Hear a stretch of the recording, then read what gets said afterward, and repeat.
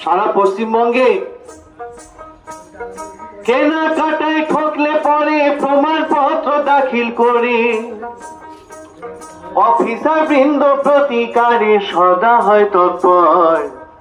হয়েছে ক্রেতা সুরক্ষা দপ্তর, ভাবনা নাই করে আর হয়েছে সরকারি দপ্তর। ক্রেতা স্বার্থ রক্ষাকারী কনজিউমার অ্যাফেয়ার।